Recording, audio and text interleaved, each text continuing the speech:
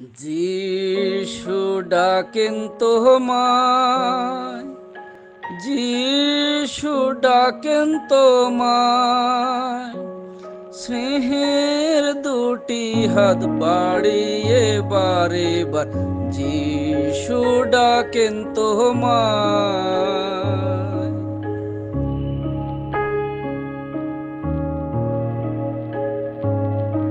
আসেন আজকে এক বোনের সাক্ষ্য আমরা শুনব।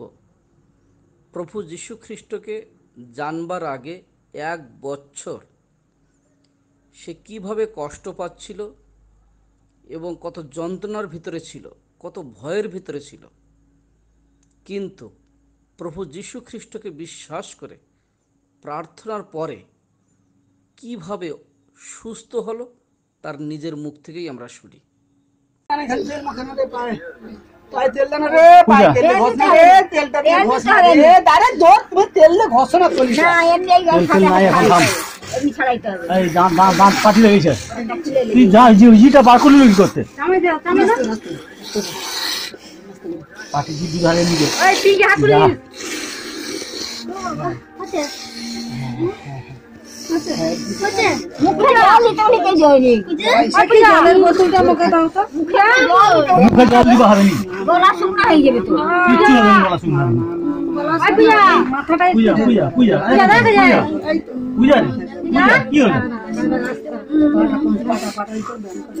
ঢিলা হয়ে গেছে, পা ঢিলা হয়ে গেছে, কিন্তু আবার ফিট লেগে গেছে।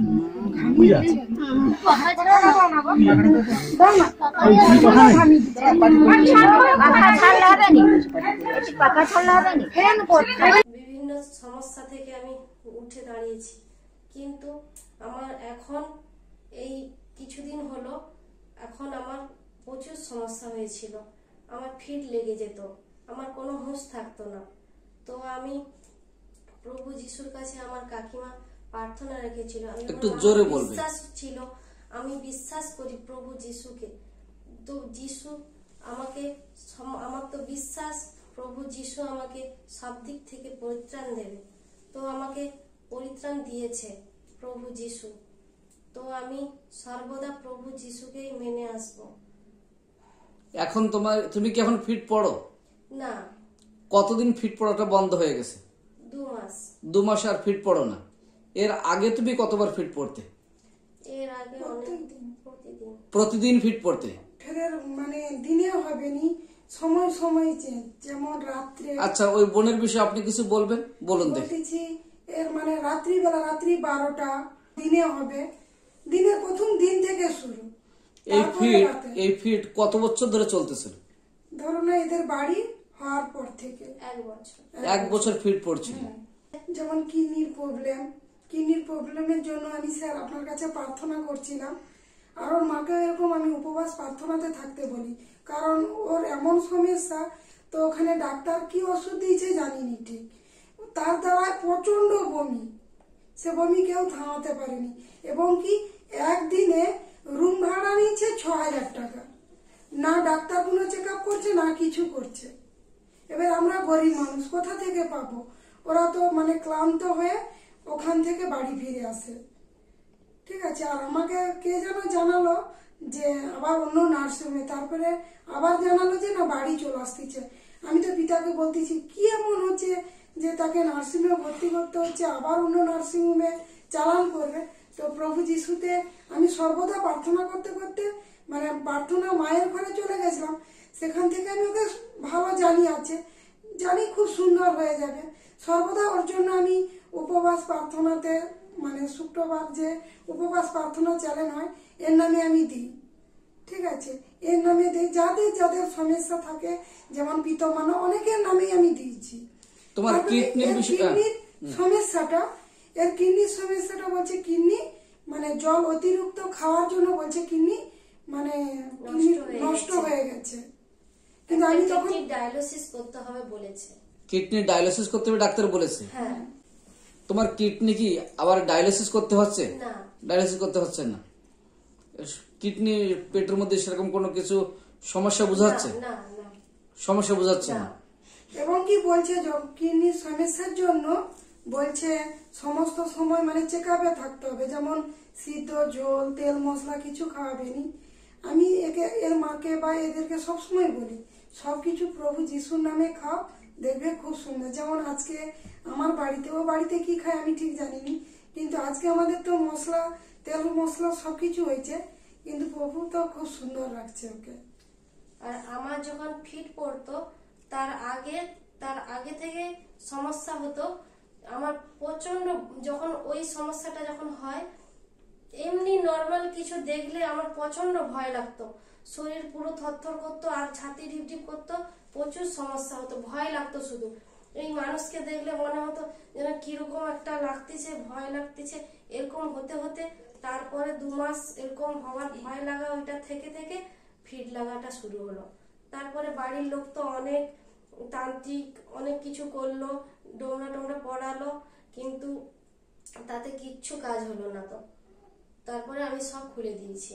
খুলে ফেলে দিয়েছো? হ্যাঁ, কিছু নেই আমার শরীরে, কিন্তু আমার তো প্রভু যিশুর উপরে অগাধ বিশ্বাস আছে যে আমি তো সম্পূর্ণ সুস্থ হয়ে গেছি।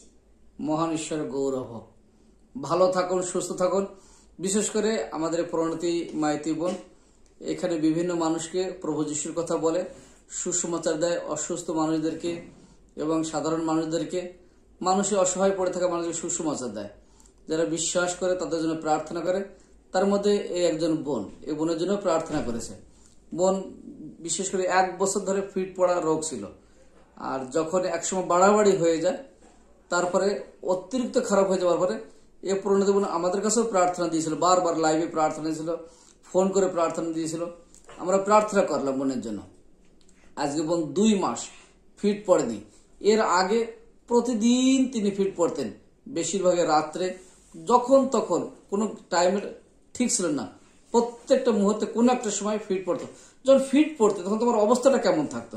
অবস্থাটা আমি একটু মানে অবস্থা বলতে কি, গার কাপড় চুপড় কিছু রাখতে চাইবেনি, আর চোখ উল্টে যেত। আর চোখ না পুরো এমন করবে, মানে সে ভয়ঙ্কর দৃশ্য, মানে একে দেখলে মানুষ ভয় পেয়ে যাবে।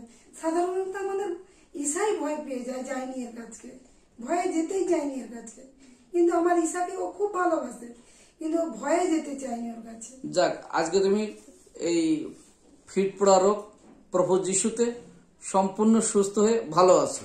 হ্যাঁ, মহান ঈশ্বর গৌরব হোক। জয় যিশু। জয়।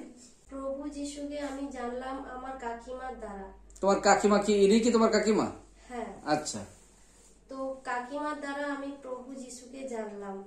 আমার কাকিমা প্রভু যিশুকে অনেক দিন ধরেই মেনে এসেছে, সেই থেকে আমি তো কাকিমার কাছ থেকেই জানলাম।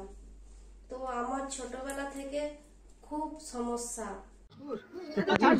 চুপটা জল দেবো, আসতে নে। আরে ওরকম ভিজে যাবাই না, ঝিটকা হয়নি না, শুধু উলাও। ছোট পাটা সেই পাটা বাঁধ, সেই পাটা ওই পাটা পাঁচ কর তেল মাখা।